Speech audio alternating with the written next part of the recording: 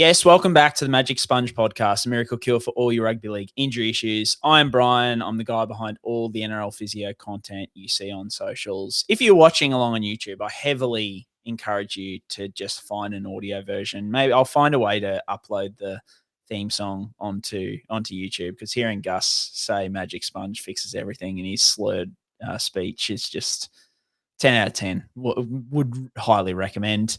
My co-host, James, mate, you are here. Let's start with the Broncos, because I know, however many thousands of people listen to us every week, I reckon a good 2,000 to 3,000 are probably just people who are tuning in at the moment to hear you crying to your keyboard after the arrogance of the end of last year. I know I'm one of them. I enjoy coming to this show, having to listen to you over the summer. So, mate, give me a wash up of 0-2 and where the boys go from here.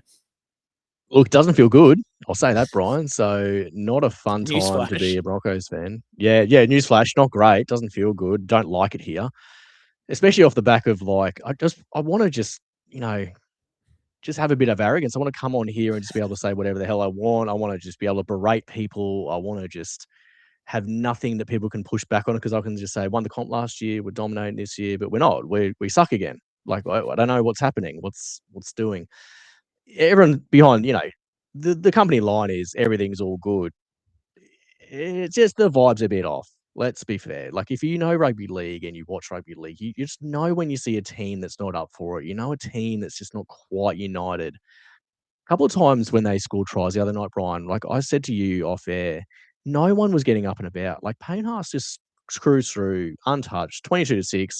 He barely got a high five on the way through. And, Katoni's G'ing up when he got a try. Reece Walsh chips and chases, barely a G up when that happened as well. When you look at how arrogant it was last year and how vibey they were, how up and about Suncorp Stadium was, it's different this year. And there's something seemingly amiss. So hopefully they can capture it in the bottle, because they do have a good run coming up soon. And as we'll talk about in SuperCoach Corner, we are riding the hottest of hot boys through this next upcoming draw. So for you and I, for SuperCoach, let's hope they can turn it around, Brian. How was your weekend? The Finns got home in, what can only be described as a commanding victory over the very impressive Gold Coast Titans. Let's say that. Yeah, mate. I have to say this has reaffirmed my the performance today over such a premiership powerhouse as the Titans. I feel even more confident about top four. Coming out of today, 2 tries, one off a battered back dropout, another one from an up and under where Hammer jumps over Keanakini at fullback. Just attacking brilliance at its best. So the Finns just on fire, mate. Really enjoyable watch actually at 5 o'clock. If any parents out there, if you 5 o'clock, between 5 and 7 o'clock on a Sunday night is already just an absolute bomb shelter kind of areas. And then you're trying to watch your team who are down 14-0 to the Gold Coast Titans at home. It's just, it's an experience. I can tell you it was not one that I want to relive anytime soon. James, the one thing I wanted to mention before we dive into the injuries, of course, what a wonderful scene, what a wonderful moment, Alex Johnston breaking the try scoring record. I know you and I are big fans of shithousery, so good on everyone who got onto the field, because, if it was at Suncorp, I would have been on the field layering it up. Very, very good to see. And Alex Johnston, I know we said on this pod, and I'm sure I could go back and find clips of us, and particularly I know myself, when he did that Achilles, I thought there's no chance he chases down this try scoring record. And mate, not only does he chase it down, he's probably got, another few years in him, probably playing at PNG maybe at some point. Tip your hat to him, because what an effort. There is a video kicking around on Twitter that's 50 minutes long. That's all the tries. And I'm going to say I've watched it. I've watched it once, but I'm going to bloody watch it again. It's a good watch. And for everyone that says he's just a put down merchant, there's plenty of good stuff that Alex Johnston's done over the years. He's been a really good all-round football player for a long, long, long time. You don't just fluke 213 rugby league meat pies. That just doesn't happen. And I think to your point, Brian, it's great for the game. You know, he's a local kid. He's a one club player. You know, he's got Indigenous and PNG heritage. I just think that's great. And if he can ride off into the sunset, getting heaps of bunts in PNG, even better. You can just get heaps of tries with the bunnies. You can do a bit over there. I just think what an awesome career. And to your point about the comeback from injury, that's another awesome factor as well, because I was like, far out. He's got to get back from the Achilles. He's pretty speed dominant. And, you know, when you see him streaking down the sideline, it was always perfect how it can be, right? He gets the ball in open space. You ride him home for the last 30 meters. It's just before half time. So everyone can run on the field and nothing really disrupts the game. It was just awesome. The gold jersey with the gold number on it. I was just absolutely full mast for that. That was sick. It was well done. I'm super proud of what he was able to achieve. I really love that everyone could get on the field for it as well, because that sort of touches back to history, because that's how it used to be. That's how we always used to do it. Better in the old days, as everyone says. But it is. I think there's certain moments in sport that need to be celebrated like that, and especially in Australian sport, I was all for it. I think play on to everyone who got on the field, and you know, for people copping fines, hopefully the Prime Minister can chip in, because I think he copped one as well. And fair play to Albanese. He's been Souths through it all. He was one of the main dogs getting them back into the comps. Everyone can have their beef with, oh, how dare the Prime Minister, but well, he's been there for a long time, and he's done a lot of work in the background for that club. So I think if he wanted to do that moment, do it that way, fair play. I'm all for that. That's for Mate, sure. it was rugby league perfection in my eyes. I couldn't like, I was just so glad it was a good try. Like, so glad it was Yeah, it was a belter. it was an Yeah. absolute belter of a try. And he showed epic toe to get there too. Like, he put on the burner. So yeah, just love it. Yeah, 10 out of 10. Would recommend. Don't recommend sitting through Titans v Dolphins, but would recommend. I would rather watch that try on replay for 80 minutes than sit through Titans v Dolphins again. All right, let's get into the show. Before we do that, I do have our good friends at Arthrex. This is an event that has been in the pipeline for like 12, 18 months. We just hadn't been able to find a time, but we finally locked something in. So Arthrex, a surgical device company, I am going to be chairing a education evening with Arthrex Wednesday, the 15th of April in Sydney. It'll be on syndesmosis injuries with Professor Martin Sullivan, who's one of the gun surgeons down in Sydney. He operates on all the NRL players, or a lot of the NRL players anyway.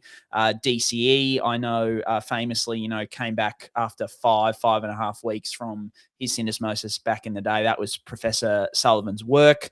So looking forward to picking his brain on syndesmosis injuries. It is only for healthcare professionals. So if you're a physio, you're a chiro, you're a sports doc, you are an exercise physiologist, any of those professions, and you are interested, send me a message on any of the socials. I'll send you the details. I'll be putting out a lot more detail on socials over the coming weeks. But yeah, Wednesday, the 15th of April, it's free event, education evening on syndesmosis injuries. Get keen. But let's get into the show. So we are on YouTube, everywhere you get your podcasts. You know why you're here, for all the injury news, and we loop it all back to SuperCoach and fantasy scoring to help you sort out your SuperCoach teams better than ours, because we are struggling. But let's get into the injury wrap for this week, which is brought to you by Pain Pod, drug-free pain relief anyone can use. I don't know exactly what he's done. I would have thought it was an ankle, but I'm just guessing. He shouldn't be out for a long period of time. I'm no doctor. We have to wait for the scans, obviously, but that'd be more positive than negative. We've got round 2 finished, Brian, and we've got how many HIAs tonight to start with? We've got 7 on the list. Actually, no, sorry, 6 on the list. So we're going to go through them individually. Few quite bizarre things, how these HIAs have come to be. Billy Smith is the first one from the Roosters. That was a really interesting incident there, Brian. I'll let you elaborate on. Jack Gosiewski is a name on the list again from the Broncos. It's the second week running for him. Chanel Harris-Tavita was an early exit for the Warriors. Jack Cogger's on the list. Damien Cook's on the list. And also Charnze took a Klokstad as well. He was a little bit sort of later in the game there for Charnze as well. Brien, where do you want to go with this? Because there's a few, well, almost like humorous things that how these people have come into HIAs. Yeah, take it away, mate. I don't know where to start with this stuff. It's pretty interesting. Yeah, mate. I think poor old Billy Smith is probably the biggest one. Like, the guy can find an injury at the best of times. I think he was at 3 ACLs now. He's had a Liz Frank. He's had shoulder reconstruction. Like, the poor bloke, and now he's suffering a concussion falling off an e-bike. I will say from my wife who works in brain injury rehab unit, like the e-bike craze has been rank for brain injuries, traumatic brain injuries, so a bit more than concussions. The number of particularly young males, as we can be a bit silly. So yeah, be word of warning to everyone, not the fun police, but just because we see the other side of it, the e-bikes. Yeah, make sure you're careful with those. But yeah, unfortunately, because he suffered it so late in the week, he'll be missing next week as well. He had a concussion, I think, not last year, the year before, but no reports of anything, that he's had like prolonged recovery or anything like that. So hopefully all good. Jack Gos, mate, we all saw it in round one. Thought he should have come off then. He copped another couple of knocks, at the start of this game as well, and finally succumbed and failed the HIA. So yeah, he's someone who'll definitely miss next week. Chanel Harris Tavita was category 1, so he'll miss next week. Jack Cogger, very similar. Damien Cook, there was no word because it was in the last 10 minutes, so we didn't find out whether he passed. But Charnze, I did have a look at the interchange logs, and Charnze did pass, but stayed on the bench. So the Warriors just opted to leave him on the bench. So he did technically pass, or that's what the interchange logs say. So that's the HIAs. Yeah, nice one, Brian. First game of the round was the Broncos versus the Eels. We won't talk about the result of this game, but we'll talk injury. So Adam Reynolds was a rib concern out of this one, cleared a fracture, likely rib cartilage by the sound. And Will Penisini was ruled out pre-game with that groin injury there, Brian. Any sort of updates there for Penisini to start with, I guess? Yeah, no, the Eels have just said he's going for scans. So, like a minor groin issue, you can come back pretty quickly from. So if it's just a minor strain, he could be back this week. More moderate strain, then starting to look at like 3 to 6 week kind of range. So we'll just have to wait and hear on the severity there. Mate, Adam Reynolds with the rib. I mean, not exactly the way we spoke a lot in the preseason about betting on Reece Walsh and betting against Adam Reynolds staying healthy. This probably wasn't the way I expected him to suffer his first injury. More was thinking like soft tissue kind of stuff. This rib issue looked in a lot of pain, but thankfully scans have shown no fracture, so he won't need like 3 to 4 weeks on the sideline to kind of wait for that to heal up. But it's still, we spoke about this extensively with the likes of Scotty Drinkwater.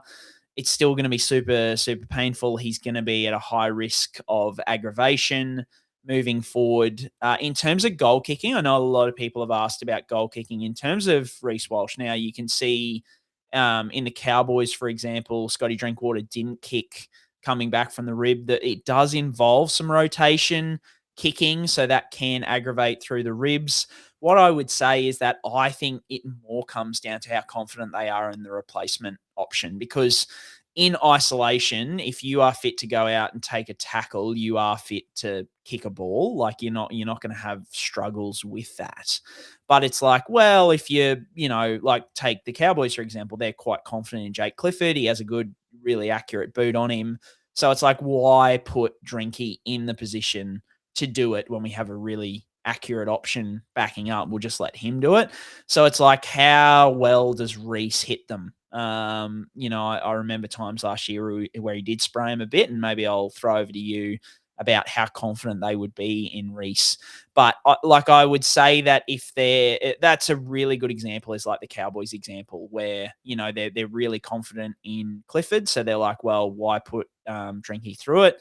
But I just don't know whether with Reynolds, they kind of go, well, he's our sharpshooter.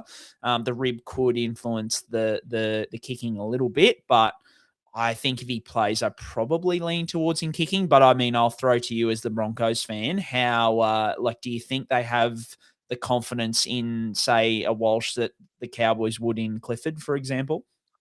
I don't think so. Based on last year, there was a few clutch moments that you're like, oh, geez, if Reece is on the tee here, Reynolds banged that one over in the prelim after Reece had it earlier, if we recall correctly. I think Reece sprayed one from nearly just in front and nearly cost them the game in that one. And they've got the Storm in Melbourne on the Friday night this round. So, given that the Storm are, again, top of the ladder, what's new from a Melbourne perspective, I would be shocked if Reynolds made the trip down there, to be honest. I think he'd be probably gearing up for the Brisbane Derby against the Dolphins in round 4 would be my sort of lean. I'd be pretty surprised that they trot him out just a week removed, because we remember Scotty Drink had that extra week after Vegas as well. So that's why he didn't miss a round of footy, but he did have a little bit of extra time to get back up on the field this time round. So that'd be the one I'll lean for it, mate. Yourself, you think that's probably a fair assumption as well, or fair estimate? I'd only have him as 50-50 for this week. Like, I think, and that's at best. Like, it's just they've got Hunty there, who you talk about confidence in replacement. Like, how confident are you in Hunty? And I would argue that there's a lot of steam behind Blake Moser, getting a role through the 9 kind of position. So, yeah, I think Reynolds would be 50-50 at best, but I definitely lean towards this week off with the thought of playing the week after. It's just the aggravation risk is quite elevated in those first 7 to 10 days. Yeah, most definitely. Next game was the Warriors versus the Raiders. We've got Matty Nicholson here, who had shoulder surgery last week, and then Cody Capewell was a late rule out with a calf injury, and Leka Halasima absolutely has blown up in SuperCoach, Brien. So quite an interesting turn of events for the Warriors there from a SuperCoach point of view, isn't it? One of my froths in the preseason, old Leka, I was relying on Andrew Webster to recognise how much of a throbber he is. So it's taken an injury to Cody Capes. Look, it does sound like they describe it as a tear and something multiple weeks. So, your partial tears for a calf, usually looking at 3 to 6 weeks. And in someone like Capewell, a bit older, it can linger around a little bit. So obviously, got to wait for the scans to come back there. But I'm bracing for Leka to have a starting role for kind of that 3 to 6 week range. I don't know. I still don't trust them to play him 80, mate, is my kind of thoughts. I don't know. There's just so many good options at the moment. I don't know whether I can take a risk on Leka, who might not be playing 80 minutes. Before I go to Matty Nicholson, what are your thoughts on Leka as a potential trade-in? It's just a stacked position these days, isn't it, Brien? And he's at 500 grand as well. So he's just not quite in that sort of cheap price. He's sort of in between. Tell you what, if you wanted someone vibey though, Leka Halasima, how good does it look? Tell you that. All about the vibes, mate. And then Matty Nicholson, they confirm that he is having surgery. So 3 to 5 months. He'll best case scenario is 10 to 12 weeks. So I don't think his season's over at this point in time. I'd be surprised if his season's over, but it just depends how much they have to reconstruct when they're in there. Yeah, nice one, Brian. Next game was the Roosters versus the Bunnies. What a game this was as well, actually. Awesome for a lot of reasons. 2 names here, probably depth pieces for the Roosters more than anything else. Tommy Talau with a knee concern we touched on last week, and then Junior Tupou as well with an ankle injury out of New South Wales Cup. Mate, some good news on your boy, Tommy. No ACL. How? Prayers up. They work. How? Pray. Yeah, thoughts and prayers. Yeah. We thoughts and prayers it better. For the first time in human history. The first time ever, yeah. Fantastic. I like how you have, I think that's actually, when I say how, that's the second time now, because if you remember, the same thing happened to Jonah Pezzett last year. So just freshly back from, Tommy Talau, not freshly back, but a previous ACL reconstruction on that knee. They've got non-contact, change of direction, grab straight for the knee, horrible. Ended up being like a meniscus tear. So 4 to 6 weeks of Tommy Talau at this point in time, which, God, you just take it every day of the week over what the alternative was. So love seeing a friend of the show, Tommy Talau, come up with some good injury news. And then Junior Tupou, he was playing Cup today and had a brutal mechanism, like a guy, friendly fire, one of his own players fell on his lower leg and his ankle twisted in right angles. So hopefully there's no fracture there, but yeah, it looked like one of those high-grade syndesmosis injuries, so he could be out for a while. Yeah, gnarly stuff, mate. Righto, next game was the Tigers versus the Cowboys. We've just got here on the list for tonight, Taylan May with a shoulder concern. Sounds a little bit like we've got an instability thing going on here for Taylan May, don't we, Brian? But not a lot of chatter yet from the Tigers. Yeah, it was an interesting mechanism because there was no direct blow to the shoulder. His arm just got above his head, and the more innocuous those mechanisms are, the more nervous I am. I mean, we spoke about Matty Nicholson when he had his, in the trials. It's like the more innocuous it is, it's like, how is it coming out? that easy. So there was an interview on ABC Radio, Taylan May. This is the most information we've got on it, is he said that Taylan said it popped out and went straight back in. So whether that means subluxation, like it's just shifted out and back in, or it means it's a complete dislocation, it opens up, and people often get frustrated with me when I post on these kind of instability episodes, because I don't tend to be too specific about weeks.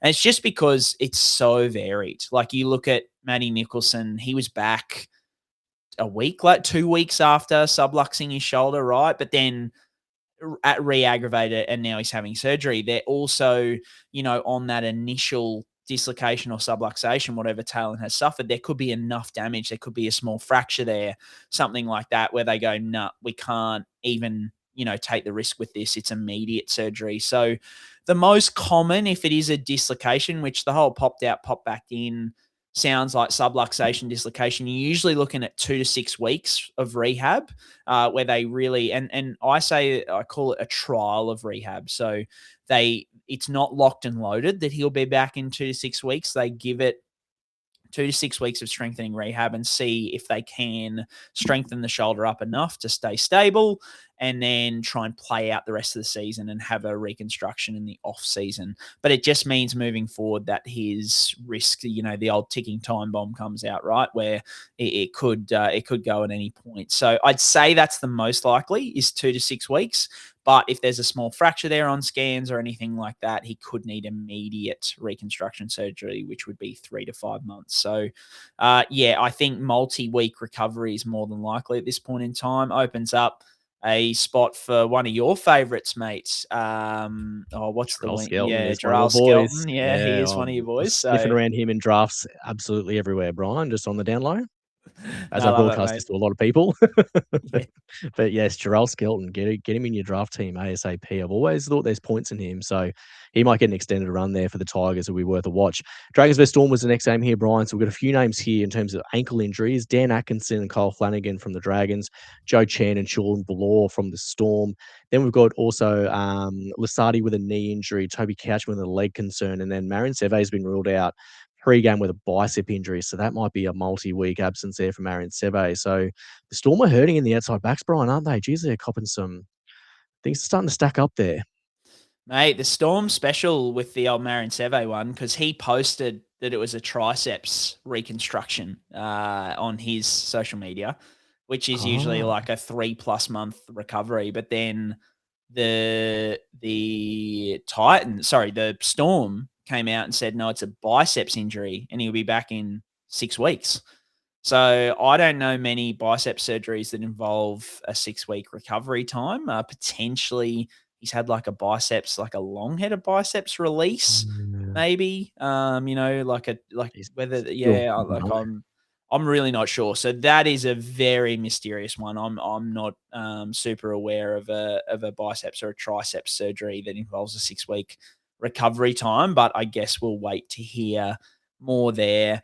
Look, not only in the outside backs, but mate, they're edge back rowers. So we had Sean Ballor in New South Wales Cup. He's just come back from an ankle injury. He had a pretty traumatic mechanism in Cup where he limped off. Seemed to be the mechanism was traumatic enough that for me, I hadn't traded in Lisati. Once I saw that injury, I bought Lisati in because it just did not look great. You couldn't see, the vision wasn't perfect, wasn't fantastic, but yeah, it just didn't look great in terms of the contact nature of it. And we're not sure whether it's the same ankle as the one he's just come back from. So wait to hear more news there. Joe Chan, he made a break right before the Storm scored a try late and had what looked like kind of a lateral ankle sprain mechanism where his foot rolled in and the outer side of his ankle stretched. He seemed to be in quite a bit of pain immediately, motioned to the sideline, wasn't very happy, but he was after the game, no ice, walking around, jumping around in the team song, no issues. So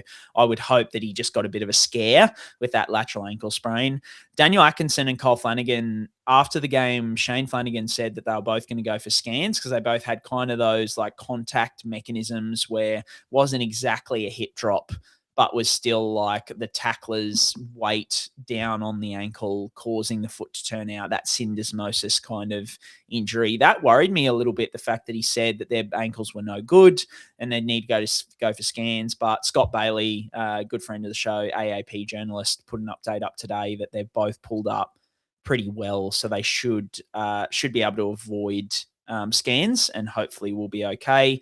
Lisati with his knee, I saw the mechanism for that. It was when Hamish Stewart made a break and gave the ball to Toby Couchman. No, sorry, Ryan Couchman. He nearly scored. Lisati came across and just copped a big whack to his knee. It was in a big bundle of body, so it was hard to see which way the knee bent or anything like that. He looked like he got strapped for like an MCL, like a minor MCL issue. Played out the 80, so at this stage, maybe it's a bit of copium from me, but as a new owner, but I'm hoping that he's okay there. And then Toby Couchman, he's another one. He was limping before he went off in the first half. He did come back on for the last 10, but he only came back on because Damien Cook came off for HIA. So I wonder whether there was something there. I couldn't find a mechanism. So something to watch there. There's a few there that could really throw a cat amongst pigeons, like Dan Atkinson, Joe Chan, Lisati, Couchman. They're all highly owned in SuperCoach. So I think the medical reports from the Dragons and the Storm this week are going to be hotly watched by many SuperCoach and fantasy owners. So yeah, team list next Tuesday is going to be huge for quite a few guys from that point of view because it's a big week 3. Next game, Brien, was the Panthers versus Sharks. The only name on the list here is Luron Patea, who injured his ankle in New South Wales Cup there from the Penny Panthers. I guess we're dealing with something serious here, Brien?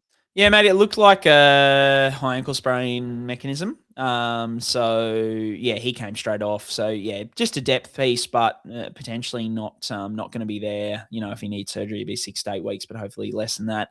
The other thing, which I hadn't put on the run sheet, but I saw just before, it was finally confirmed, mate. Liam Henry did have a partial ACL injury in the So he is he's looking at around 6 to 7 return, I believe. So I mean, we'll wait to see with that. The big thing with partial ACLs, which we'll talk about in this next segment, is that about 50% of partial ACL tears in professional sport, change of direction athletes, progress on to full ruptures at some point throughout their careers. So yeah, just something to consider with Liam Henry moving forward. Yeah, definitely. He's going to Perth as well, I believe, too. So that's an interesting one for them, given he's just signed there not too long ago. Next game, Brien, was at Brookvale, or 4 Pines Park, as it should be named, I should say. Manly versus the Knights. 2 big names here, Brien. It's probably about $2.6 million out of the Knights team here, and Dylan Brown and Kalyn Ponga. Dylan Brown, MCL, he was in the knee brace after the game. That's never a good sign for the stability of that ligament. Then Kalyn Ponga was at a hamstring injury. Probably looks, at first watch, it looks minimum moderate grade, would you say? Like, it's going to be a multi-week absence there for KP2, so that's bad news for the Knights. Yeah, mate, I don't know about you, but and once again, like it's really hard to tell the grading of soft tissue strains just from video, right? Like it is tough. The one thing, and this is just, there's no science to this. So, well, I guess there is a little bit of science because observation, like I've just seen it over the years of watching these kind of things. It's when guys are falling forward while sprinting and they do their hammies. Like, and a really recent one for me is Nathan Lyon in the cricket, right? Like he was leaning forward to kind of stop that boundary. And that's how his went. They just sneakily end up as high grade, like, you know, moderate to high grade more often than not. So I was shocked when they left him on, like you know, he was trying to say, it's a really bad cramp, but I'm like, mate, the mechanism wasn't a cramp mechanism by any stretch of the imagination. So yeah, that was quite surprising for me. I think as I said, hard to tell from just the video alone, but I'm bracing for, you know, minimum 2 to 3 weeks for KP, potentially longer, depending on what those scan results come back with. But and then, like, even when he comes back, those first couple of weeks are going to be a high risk of re-injury. He doesn't have a massive history. He said the last time he had a hamstring injury was 2018. So you're not, you know, massively concerned like you would be with a Tom Trbojevic. But yeah, just kind of puts him at risk in those first 2 weeks back, particularly if he's really pushing to get back, like he pushed to stay on the field. Dylan Brown with the MCL, I had quite a few people kind of message me about this in terms of my post. I kind of focused on more the moderate to high grade results, and that mainly was around how they ruled him out so quickly in halftime. Like, it was just like as soon as they got in for halftime, it was almost like, yeah, he's done for the game. That always really concerns me, because I'm like, if it's a minor MCL, there's no instability there. It's just a bit of pain. They might often try and strap that up and kind of, get them to test it out and see how it goes. But that was not an option. And then I put in the broadcast channel, has anyone seen him in a brace? And then we see him in a brace. They tend to only put braces on when there is some instability there, which is, grade 2 to grade 3 kind of injury. So yeah, that would be 3 to 4 weeks, kind of best case, or worst case 8 weeks. So multi-week recovery incoming for Dylan Brown. I think the biggest thing I was concerned with Dylan Brown when I first saw this, I quickly went back to see when or what side his partial ACL was back in 2024 with the Eels, and it was that left knee, unfortunately. So I'm just hoping the MCL has held on enough for the ACL to not be affected, because it did look like a straight MCL mechanism.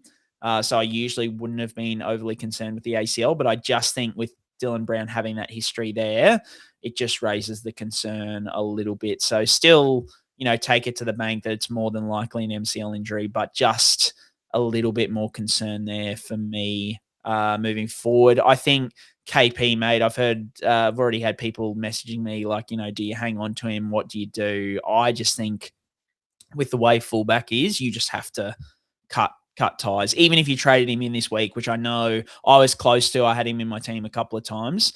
I just think you got to cut bait.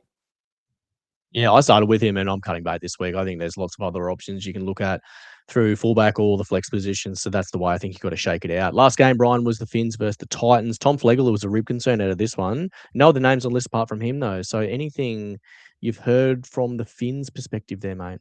No, mate, he came off and got a needle, tried to, be available for them. They said he would get a needle and be available if needed, but obviously, James, it was just such a convincing victory where the game was in the bag for much of the second half that they thought we'll just put a shirt on him and not needed. But yeah, look, I think the biggest concern here is him being a middle forward.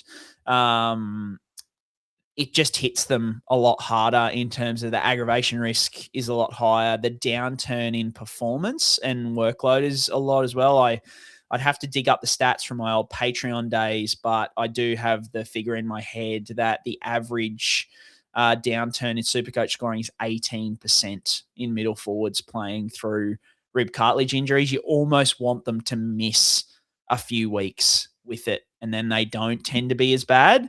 But if Flegler plays next week, that's what he's up against. So for me, I mean, I traded him out this week, and I like to think that I don't like to think that we got the injury analysis wrong. And we'll talk about this in SuperCoach Corner. I just think that A, the cheapies are just doing so much better, and B, the less money you can have tied up in middle forwards, and this is completely against what I did in the preseason, which kills me. But yeah, if you're a Flegler owner, you've got this rib injury hanging over you now. You've got so many good cheapies in and around the forwards. I just don't think money is well spent. I know he's only 330, but it's still, that's $100,000 more than, Arama Howe. It's $100,000 more than so many of the cheapies that are out there. I just think you cut bait if you can to one of the cheapies and roll forward from there. What about you? Yeah, I agree, mate. I think, you don't have that much tied up in front row, and we'll talk about later in SuperCoach Corner, but we probably need to basically nuke our teams and start again and boost. So I think that's going to be the play of attack from here, isn't it, mate? That's for sure. 100%, mate. All right. That should be the injuries. All of us done. So let's get into the Muscle Nation recovery room. So we are answering your questions in the Muscle Nation recovery room. We'll get to the questions you have on the biggest NRL injuries, but also on sports performance and recovery. We always get questions about the latest player injuries, but we get so many on general sports medicine and performance topics, and we love diving into them thanks to Muscle Nation. They are the best in the game when it comes to gym, apparel, and supplements. Mate, I've been using their stuff, as we've spoken about many times on the show over the last couple of weeks. It is good stuff. I was into their protein bars this week at work, and just, really, really good stuff. So it's great to have Muscle Nation on board, and we're loving the Muscle Nation recovery room this year. Hey. We are, Brien, and I have been mixing up a few little ice creams. I took your advice and sort of started to mix some protein through the Ninja Creamy so I can make some sort of protein-based ice cream stuff. So I've got sitting in the freezer at the moment, I've got cookies and cream, and I think I've got a vanilla ice cream flavor as well. So they're just sitting on ice. They're just going to marinate there in the freezer for a little bit, and I'm going to get them spinning again tomorrow and get some delicious ice cream on my trip home from work tomorrow, and it'll be all good. But it's great to have them on board. I think to the protein bar perspective, Brien, it's unfathomable how goddamn good they taste. You just think this should be just full of sugar and carbs, and they're not. It's ridiculous. So if you are interested, or if you think, oh geez, I should give it a go, give it a go. It's good stuff. I'm on board massively. Mate, I can't believe I didn't mention. I had a litre for lunch of ice cream, Muscle Nation, this week. Like, it was so, because I put it all in, and I did up I'm big into calories now, mate, but counting my calories. It's like 230 calories for this litre of ice cream. And I'm going, how is this even legal? I don't even understand. But it tasted delicious. I don't know whether I'm like copiuming it again here, but it was awesome. So get on board. If you've got it, especially if you've got a Ninja Creamy, head on over to musclenation.org, and the code NRL Physio will get you 10% off, and it stacks with any of their other sales they're having. So it's just an extra 10% off anything that you've got there. But let's get into the questions for this week, James. Good stuff, Brian. We're done rigging up. We need to talk to the questions now. So the first question comes in from Con, and he asked Brian, would you jump straight onto Fletcher Sharp when he returns from a SuperCoach point of view? Yeah, I think this is a big question this week because Sharp is due back in round 3.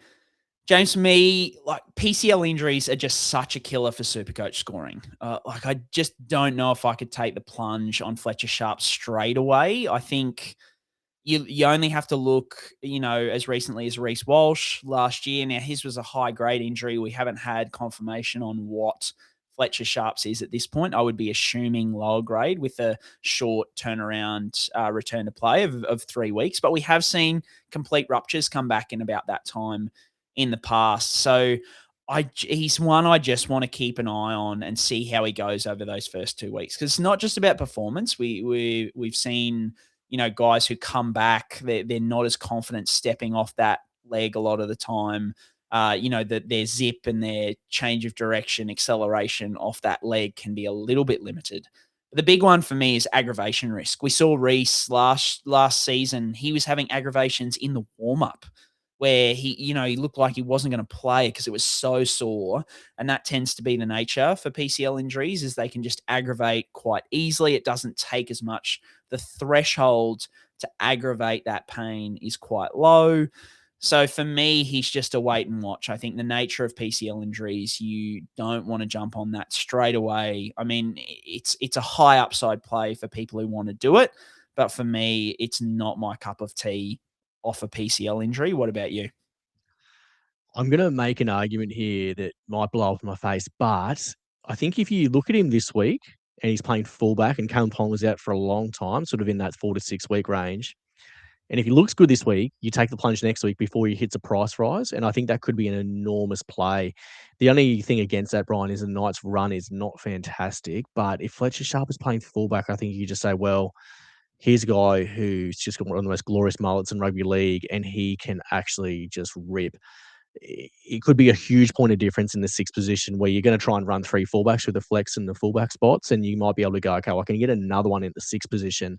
That could just be, absolute rocket emojis to the moon there with Fletcher Sharp. So that's the way I could probably look at it. And I'm actually talking myself into that a lot. The more I talk about it, the more I sort of like it. So have a look this week. And then before the price rise happens, maybe jump on week 4 because you won't increase in price this week. So it could be a wheels up scenario there for Fletcher Sharp in week 4, perhaps. We'll go to question 2 here, Brian. It comes in from Tom. He says, does Lindsay Collins wear a mouthguard on his bottom teeth as well? Good eagle eyes. And if he does wear bottom row mouthguard, I suppose, why does he do that? What's the purpose? Yeah, mate. I don't think I've ever come across bottom row mouthguard personally. And I went and checked. Saw the photo. He's either got really, really white teeth with no lines in between them, or he's Unreal veneers. Yeah, he's grilled up. He's got a He's got a Mason, mouthguard grill. yeah, the Willie Mason grill. But yeah, no, I certainly, in terms of the reasoning, I think it's like we've seen. Well, if you haven't seen Lindsay Collins pull his teeth out, he's lacking in the dental department. He's not lacking in other departments, but definitely in the dental department. He's a good Queensland boy, mate. So got that Queensland spirit running through his veins. But yeah, I'd say it's just to protect the chompers because he's already lost so many. I know a lot of people ask about mouth guards and concussion. They don't help with concussion, unfortunately, but they do really, really help with dental injury. So it'd just be on the dental side of things, not for concussion that I know of. Yeah, the mouthguard is an interesting one, Brian. You see it a lot in the NFL players where they wear the mouthpiece, which is like the full insert, which is top and bottom, is my understanding, and it sometimes like clips onto their face grill as well. So you see a lot more in NFL where, again, it's not as cardio heavy. So those guys sort of put it in and put it out whenever they're going to run a play, and then they're just sucking in the oxygen in between plays. But it's a little bit stop-start, the NFL in comparison to NRL. So you don't see it very much in NRL, boys, that's for sure. Question number 3, Brian's from Matt. He says, what could be holding back Dan Saifidi for another 2 months? What's gone wrong potentially with the shoulder, or what's impacting on his shoulder maybe? Yeah, so reports this week that he is going to be out for another 2 months. He's had a setback with his shoulder. I think the biggest thing here to illustrate is that this is why surgery isn't always the best answer. I'm not saying he definitely got surgery unnecessarily. It's more, he's definitely had 2 reconstructions on that shoulder, potentially a third. He had another season. I went back and had a track, and he had another season where he had a subluxation in the shoulder as well, but there were no reports of a reconstruction at the end of the season. So 2, potentially 3 reconstructions on one shoulder. You're just looking at the trauma that is involved with that surgery, the scar tissue that comes in, but then also the more, that shoulder is dislocating, the more, cartilage loss, bone loss, these kind of things. So it's no guarantee that when you keep having these surgeries that you're just going to bounce back. Like we say, 3 to 5 months for shoulder reconstruction. But when you're dealing with your third reconstruction, that's not as straightforward as it always is. So we saw someone like Michael Morgan had to retire early after he had multiple reconstructions on one shoulder. Sam Burgess is another one. He had massive bone loss to the point where, they were saying his joint was like paper mache, like there was just not much left in there. So, yeah, it's just, it shows you rugby league, right? Like people always ask, take Xavier Coates, for example, who had surgery right before the season starts, and everyone gets up in arms. Why didn't they just do the surgery last season? Then he would have been fine for this season. But it's like the more surgery that you have with these things, it can open you up to complications down the track. So immediate surgery isn't always the right answer. It's a very nuanced decision. The people at the clubs are obviously in the best position to make those decisions. So I think, yeah, just that's an interesting concept for fans to kind of wrap their heads around, is that surgery isn't always the best option for players, not only sometimes in the short term, but like in the mid to long term. It can sometimes be like, well, if we can avoid surgery, and I know we've had guys who've had, I think, it was one of the back when the Magic Sponge, we used to have player interviews. I remember there was one player who said, that he dislocated early in the season. And he just went, nah, I'm just gonna rehab it because I don't want to have a reconstruction again. He rehabbed it and he was fine, and that's fantastic for his like mid to long term kind of health. So yeah, I can't remember who it was, but yeah, so just an interesting concept. I think that surgery isn't always the best answer. Yeah, well summarised, mate. I can't remember who it was either. I was just racking my brain then, and I was like, oh, it's so familiar, but I just can't quite put who it was. Next question comes in, Brian, from Smithy. He says, is there anything to worry about Dave Fafita because he's still on limited training? I don't know if that's to do with a new injury or whether that's to do with the ankle repeat surgeries he had at the Titans last year. Don't know the context of that, Brien. Any thoughts? Yeah, there's a report in the telly this week that he's still on limited training from that ankle last year. So, mate, for me, like, once again, we spoke about this in the preseason where I was like, I was concerned about him going into the season, and I probably still am off this report. I'm not, it doesn't fill me with confidence. We had the Titans last year who, were saying like we couldn't figure it out. And then there were 3 surgical procedures. Anytime that happens, you've got red flags or yellow flags, I should say, raising all over the place where I'm a little bit antsy. But at his price this year, you just couldn't go past him. And also at his upside, you just couldn't go past him. It would have been totally different if he came in, because I assume potentially, is there anything to worry about, is asking about SuperCoach. If you're a Titans fan, a Rabbitohs fan, I mean, yeah, there would be some concern that it's still bothering him this far, or not bothering him, but still is something that they have to consider this far down the track. It means it's not nothing at this point. But from a SuperCoach perspective, mate, you just keep riding the wave until it aggravates, for my way of thinking. If he was 800 grand at the start of the season, there is no friggin' way I would have started with him. But at his price that he was, you just had to lock it in. It's probably why I didn't end up with him in really any draft leagues, because he was just too rich for my liking. How are you feeling off Dave Fafita off the back of that report? Probably not overly concerned, but it just shows you that it still is a consideration for him. Yeah, I would agree with you. Yeah, not major concerns yet, but I do think it might sort of cap his upside from a SuperCoach point of view, and maybe even cap his upside to getting into the Queensland Maroons. Again, if it's ever going to happen, I don't know if that door's shut completely or not. I don't know. I'd be very worried about the curse of South Sydney, though. That's for sure. I'd be very worried about that, Smithy, to not put your mind at ease. That would be something. Now that Cody's on the bench for Queensland, mate, that's one less bench spot for him. That's true. Yeah, he's gonna have to do well to get past Cody. That's for sure. Cody Nicarima for the Maroons, as we are going to pump up on the Magic Sponge. Next question, Brien, comes in from Billy. He says, Xavier Wilson still has that fairly substantial padding on his arm from when he broke it last year. Is that still normal to have it on this far down the track? Yeah, player preference, really, just to give him some confidence. We've spoken about in the past about particularly those forearm fractures where it's an area, especially when you're putting on tackles and you're swinging the arm around to make those tackles. If you cop like an elbow or a knee to the forearm, it happens quite a bit. And if there's a plate in there, which there probably would be for Xavier Willison, on the edge of that plate, there is an increased risk of fracture. So it's just a little bit of protection, and it actually does something. Unlike headgear and those kind of things, it can provide some protection from fracture risk and that kind of thing. So why not give it a whirl, as long as it doesn't limit his ball carrying, his ball security too much.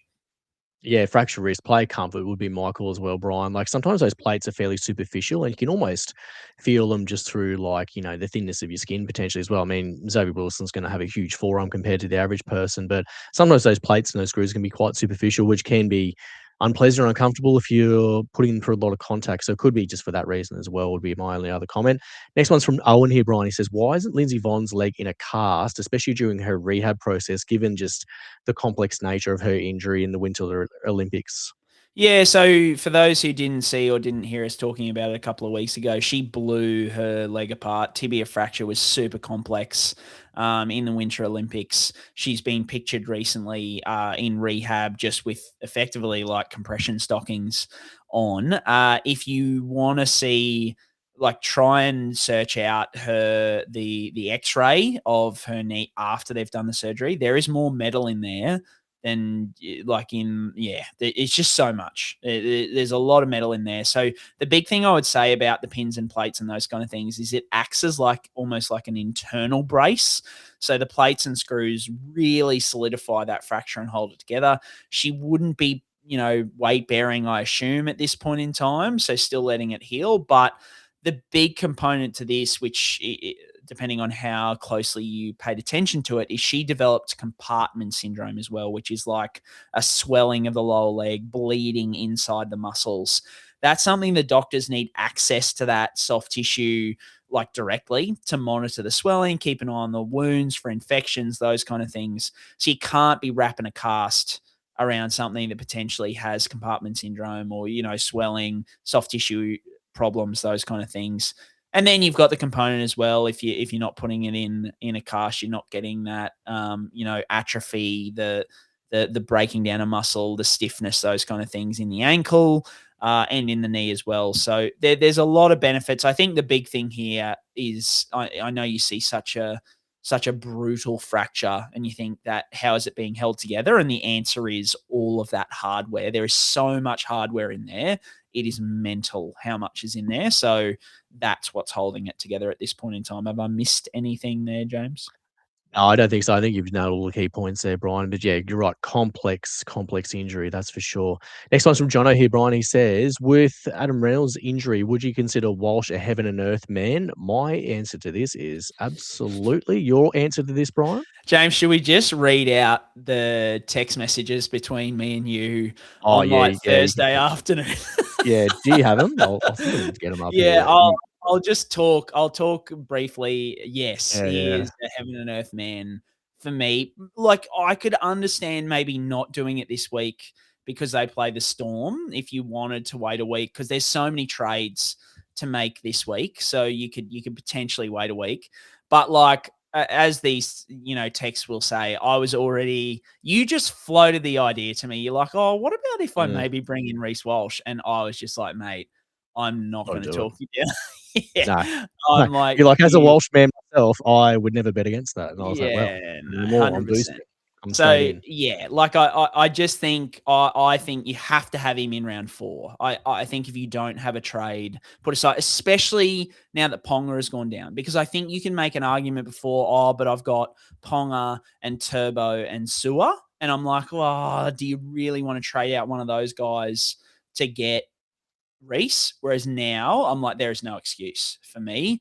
I think you just have to by round 4. His run from round 4 to I think round 7 or 8, even with the Broncos going busted, he's just a heaven and earth guy. You have to have him in round 4 for me. And that's kind of why I started with him at this point in time. So I'm very, very happy to have him. And he's a wonderful vice captaincy option each and every week, I think. And you brought him in this week, and I'm sure you're happy with that.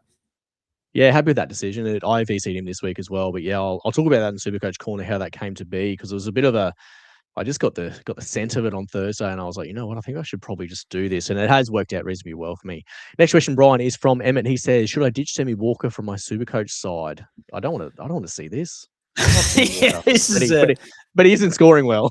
Yeah, this is a dagger to the heart for you. But I don't think he's once again, there's so many trade options this week. I think the week to ditch Sammy Walker, if you're going to do it, is into round 4. If Dewey does well again, then you could go like a Sammy Walker to him potentially if you wanted to.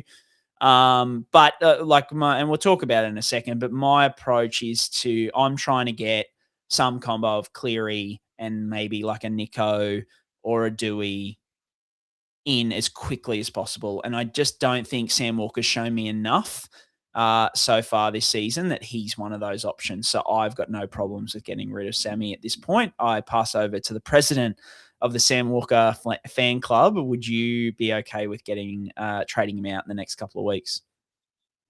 Depends who for. I kind of like Dewey as a sideways trade. I think we'll talk about him a lot in SuperCoach Corner in a second, but he's probably like a round 4-ish option. So I think this week, trading Sammy Walker would be a bit of a luxury unless you're going to get in Ethan Sanders and go up somewhere else, and I could understand it. So I think if you went Walker to Sanders and then up somewhere else, say it fullback to Reece Walsh, as we just mentioned, then I'd be okay with that. But yeah, I think the sideways move would be Dewey. I think down would make the most sense. Do you want to get up to Cleary? Maybe, maybe not. It's a good question because I think you could cut it either which way. I would probably go to Sanders if you don't have Sanders, but otherwise I'd stick with, would be the way I'd take that on, to be honest. Second to last question here, Brian, is from Jerizzi. He says, I've got 4 slots for 5 centre wing cheapies. Who is the one that has to go out of those 5 if I could only have 4 of them? What do you reckon? Yeah, so I'm running all 5. So let's read them out for anybody who doesn't have them. So we've got Moses Leo, Makasini, Chester, Fayamani, and Setu 2. For me, it's very clearly Chester, not because of performance problems, but for job security, because I just don't know whether he's going to keep that job once Laybutt comes back, because the Cows look horrible. So someone's got to make way. And if you've got Laybutt coming back and the Cows have been going busted, Laybutt probably comes into his preferred position, and they're not going to, and unless they move Jackson Purdue to the halves potentially and get rid of Clifford. But I think Clifford's been pretty good for them as per usual. So, yeah, for me, if you have to not have one, it's probably Chester, just on job security. But, I wouldn't. I think that the top 2 are Moses Leo and Makasini for me. I think it's them and then Daylight. And then it's probably like Chester, Setu 2, and Fayamani all kind of in a group for me. But I think Chester probably sits just below. What about you, mate? Yeah, I agree with you. I think Chester's probably my 5th ranked as well. It really depends on what team lists say this week. If he's named and Laybutt's nowhere to be seen, then that's fair. But he sort of screams to me like he might make the 17 or the top 19, if you know, each week, and be kind of like that, fullback backline cover. But then we are talking Todd Payton, Brian. So who knows what would happen to that team if he decides that my job's on the line, I better blow this team up. Because for all you know, is Tom Chester might play fullback and Scotty Drinkwater might play 6, or he might say no, Scotty Drinkwater's got to go because he's injured or he's flared up his rib cartilage. Maybe, I don't know. There's so many moving slots here. I will say that Jackson Purdue went back to fullback in Vegas, so it wouldn't be. It's not. I'm saying Tom Chester will have it, but there's so many moving pieces in that team. But the team's going to be going dreadful. I'm not confident on it because that's my decision to make this week, and I'm sort of leaning towards 4 as well, minus Chester is how I'm sort of shaping up this week. We'll talk about that again in Supercoach Corner. Last one's from Liam here, Brian. He says, this season's had a bit of a 2021 vibe. True. That's very, very true. Speed of the game and 6 agains are the culprits, obviously. Could we get a refresh on the injury numbers from that year, particularly soft tissue injuries? Liam's point of view is I'm leaning towards fading the likes of Cody and Latrell, because that might play into things if there was a bit of a re-injury risk. That's a good little take here by Liam Bryan. It might be one that can put you ahead of the pack here or give you that little bit of an edge. One of the better questions. Shout out to Liam, because this is Great a shout. very, very good question. So I had to go back and dig it up. So, Liam, I'd love to tell you that the soft tissue injuries were up that year, but they actually weren't, which surprised me. The 2 that were up, the 2 that were very up, were concussions. They're up 40% in 2021. And then major injuries were also up. So major injuries were any injuries that were 5 weeks or more were up 45% in 2021. And it wasn't like it went up and stayed up. Both of those stats came back down, not immediately in 2022, Crazy. but came back down. So it shows you that 2021, like concussions and major injuries really went up in that year. Soft tissue strains weren't up significantly. So look, I put a tweet out there at the time. I said, a reminder: more ball in play time and fatigue won't always mean a more entertaining product. Increasing fatigue past a certain point will decrease performance levels and increase injury risk. So it's, once again, we're just playing with that fatigue versus performance, because obviously if guys are really, really fatigued, their performance, they say the little man, but what if the little man's really tired? And then there's injuries as well. So yeah, it probably doesn't play into massively for me, the likes of Cody Walker and Latrell. But I think there was already enough concerns with that, plus South's injury record recently. I mean, they're top of the injury ladder again, 2 weeks in a row. So it's just, poor old South, their injury record is not getting any better, unfortunately. So I still am eyeing off a little Latrell play myself, potentially after the round 4 bye. But I'm not as desperate to bring in Cody, even though he had a mega week 1, I don't think. Yeah, that's pretty well summed up, mate. I don't know who it really would impact a little bit more. I sort of wonder a little bit if you'll find less 80-minute 13s in this season, I think. And that's where I think with your Supercoach teams, I think you need to lose the the 13s out of your team and try to get like the 80-minute edge back rowers who have that little bit of try scoring upside, who can play the full 80 minutes, and they get that third man in tackle upside swing as well. So that's my only sort of initial lean after watching 2 weeks of rugby league, Brian. Yep, I agree with that, mate. Let's get into SuperCoach Corner. So, mate, you are the better bloke again this week. You are leaving me in your wake. Tell me how you went, your trades, and plans for the week ahead. So I scored 13.22. I looped Reece Walsh. Brian, I have a lot of Knights in my team, which I thought was going to work out for me real well this week, but obviously with KP injury and also the Dylan Brown injury, not looking so good. So I had Ponga, Best, and Dill Lucas, but I wish they sort of ripped a bit more for me. I might have been a bit higher up from that perspective. So as we mentioned earlier, I was planning on 2 trades for most of this week. I think I might have texted you on the Tuesday or the Monday and was like, all right, I'm doing Cooper White and Noah Martin, and I'm also doing Tino to Farlongo. And then I had a flashback to last week's episode, and I was like, no, I need to boost, and I need to boost hard and early. So I was like, I've got way too much coin in my team allocated to second row, front row, and the flex, which all forward positions at that stage is what I had. And I was like, that's not the way. So I got really horny for Reece Walsh on Thursday Arvo. And I remember texting you, and I was like, look, this is what I'm going to do. And you being a good friend that you are, you said, James, definitely do that. I'm not going to stop you from doing that. So I took your advice on their post haste. So what I ended up with was Cooper By to Martin. I went Sevilla to Male to Macasini, and I went Tino to Reece Walsh on the flex. So that worked out pretty well for me all in all, because now I feel really good about the run that Reece Walsh has upcoming. And then I can also, trade Kalyn Ponga this week because he's got injured to someone else I'll talk about soon. But I want to shout out Jay Schubert on Twitter. We shout him out nearly every year, Brian, don't we? He always puts up the break evens really, really quickly. So look at this list, Brian. Brian Couchman, neg 67. Tom Chester, neg 72. Farlongo, neg 144. Lisati, neg 82. Joe Chan, neg 42. Ethan Sanders, neg 52.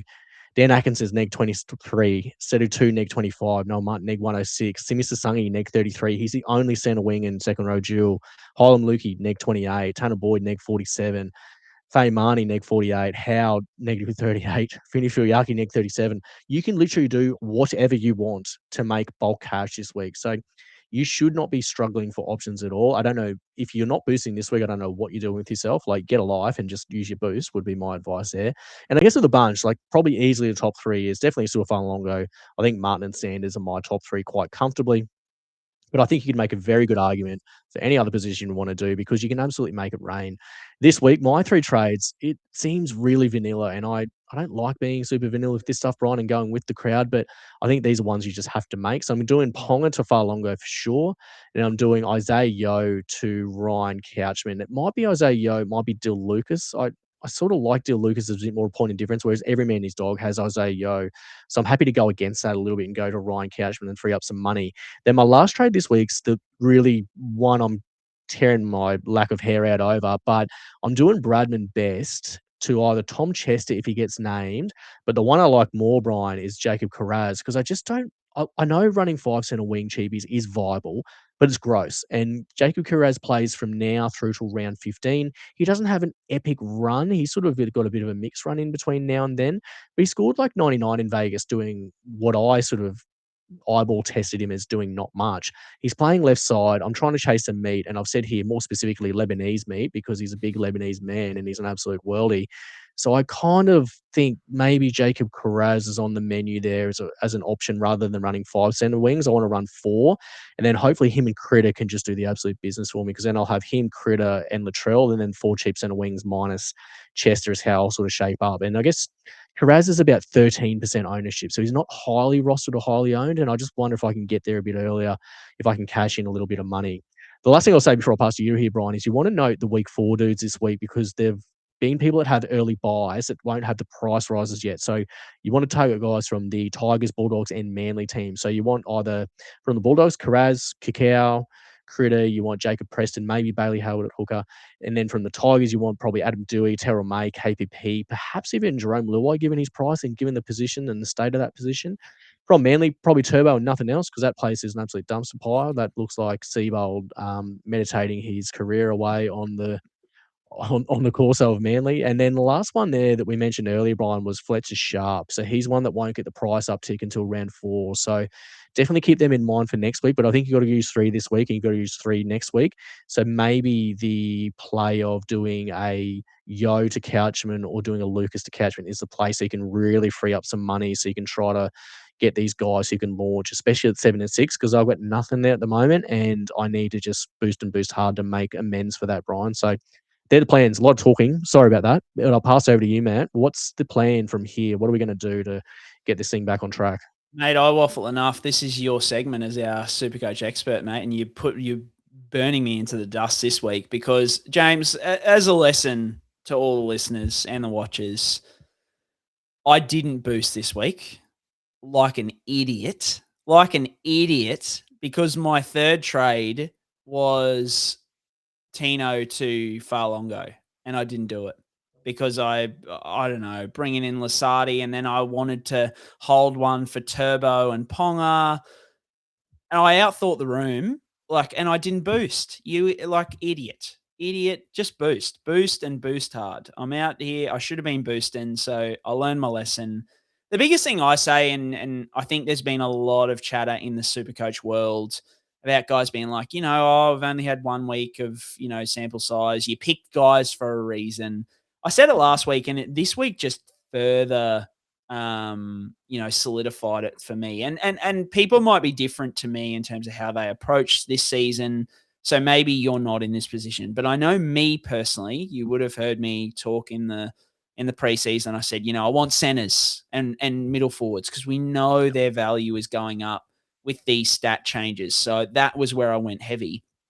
James, I was wrong, dead wrong on that.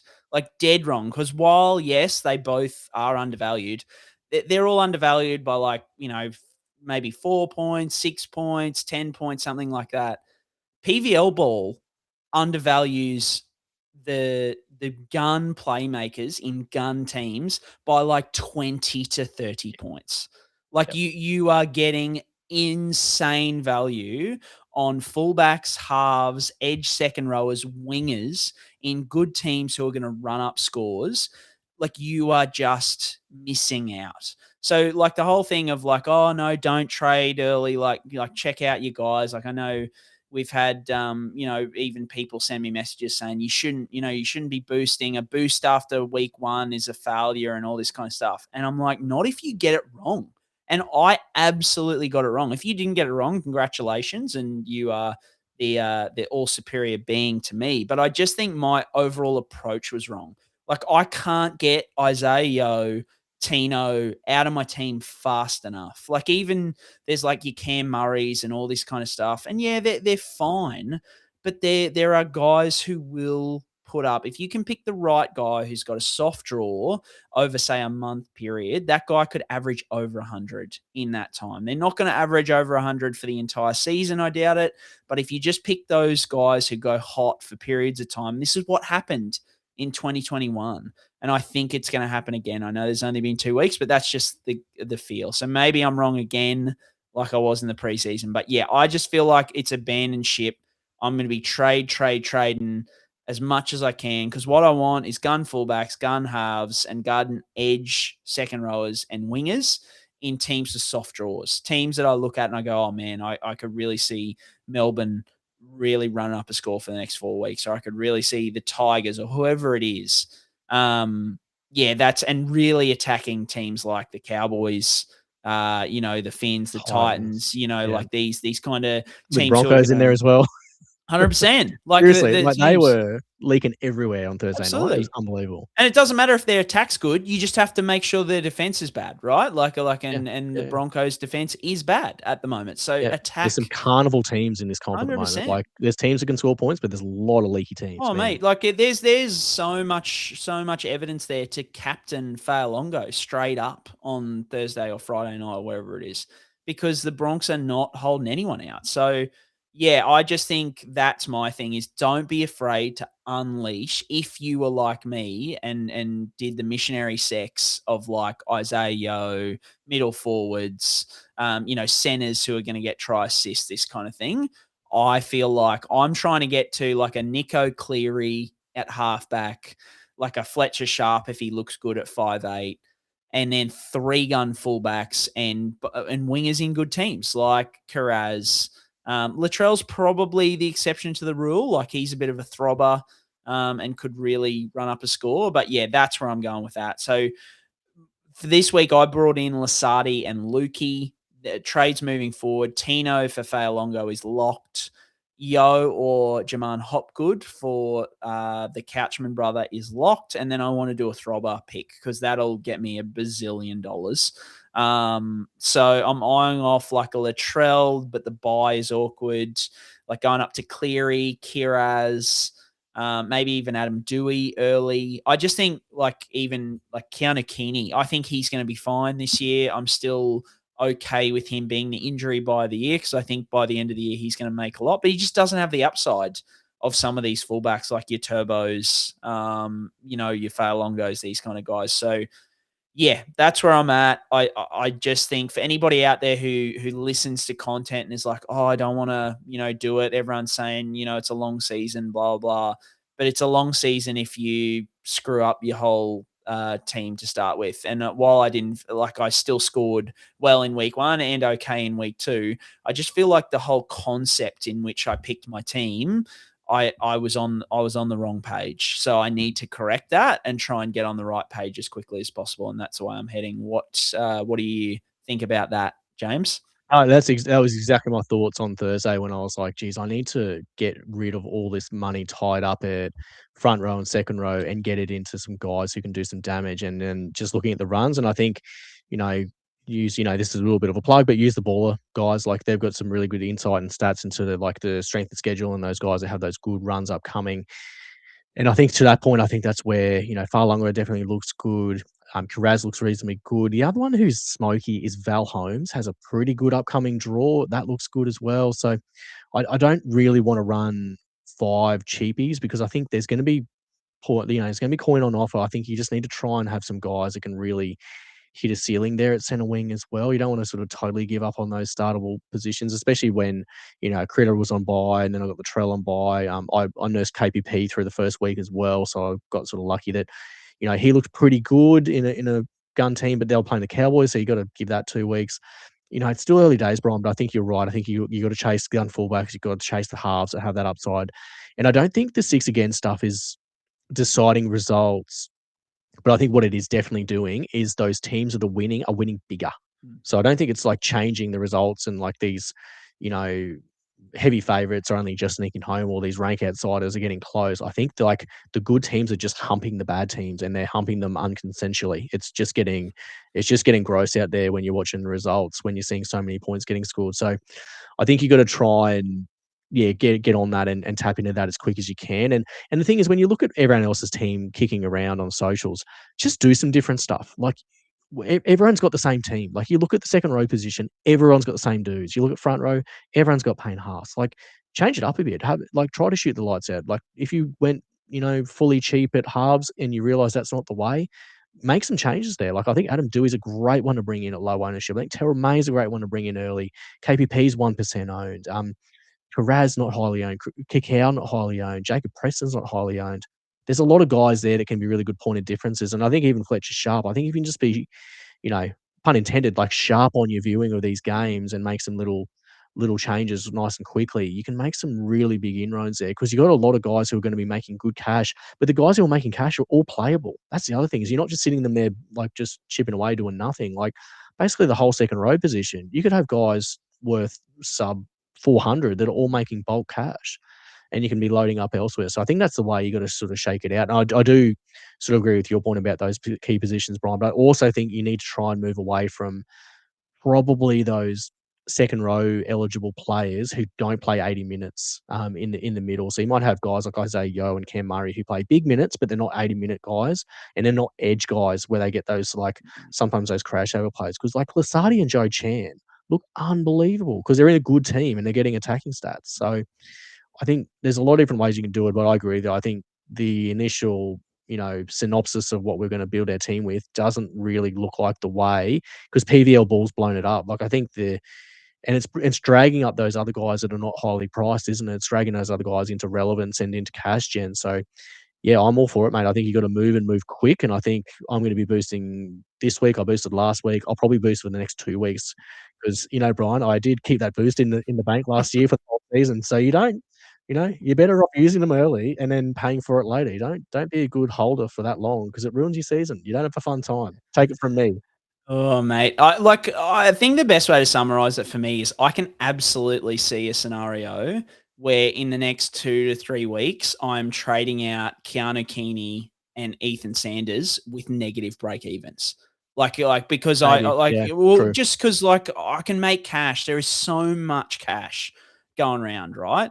And I'm like, well, okay, Ethan Sanders might for the next 2 weeks score well and make 150K and then have a -5 break even or something like that. And I'm like, but I want to get Nathan Cleary. And if Nico's got a good matchup, I'm not just going to hold Ethan Sanders because he's got a negative break even. I want to get to Cleary as quickly as possible. And if I can do that, I'm just going to do it as quick as I possibly can because I just think there's weeks where those guys are just going to put up 120s to 150s. Especially, I think the Panthers have got a pretty rough draw, but it's surely going to look. I think they've got the Eels in a couple of weeks. Actually, is what I looked at, and I'm like, oh man, I really want to own Nathan Cleary for that Eels game. Bad. I don't always give him a game though. That's the only thing. I They know, look bad, but they do give him a game. But mate, it's PVL ball and It is. Penrith Yeah. are mate. I don't know what price Penrith are to win the comp. But it's if I can put your mortgage on it. Yeah, if I can find somewhere that guarantees me, I can do a multi of the rules don't change for the rest of the year, and if the rules don't change for the rest of the year, Penrith are going to win the comp. And I just think it's as locked and loaded as you could ever get it. Because I think there was that comment from Nathan Cleary where he was really shocked last season when they came up against the Broncos. He was like, it was the first time in his career where he came up against a team where he was like, oh, they're actually as fit as we are. In terms of fitness. And I'm like, that is exact. And where we are now in PVL ball is their fitness is just going to, mate, it's just going to absolutely destroy teams. So I'm on the Penrith train. So get me Nathan Cleary as quickly as possible. Yeah. Yeah. Great shout. Cool. All right, guys. That is a wrap for this week. If you like the pod, give us a review, recommend to a friend, all of those fun things. James, hopefully the Bronx, I don't know if they can get on the board against the Storm this week, but I will be. Mate, hopes and prayers, James. Just get Reece Walsh to put up heaps of points and we'll be fine. Yeah, that's true. Yeah. It's like Alex Johnson breaking the try scoring record and losing the game. Well, Reece Walsh, just put up 120 and then we'll be happy. Yeah. It would just be like that case of get into the sheds and be like, Jesus Christ, boys, any danger? I've done everything here. Any danger? 100 in a losing team in cricket, the best feeling ever. Oh, I love it. All right, guys. Thanks for listening. And as always, up the mighty, mighty Redcliffe Dolphins.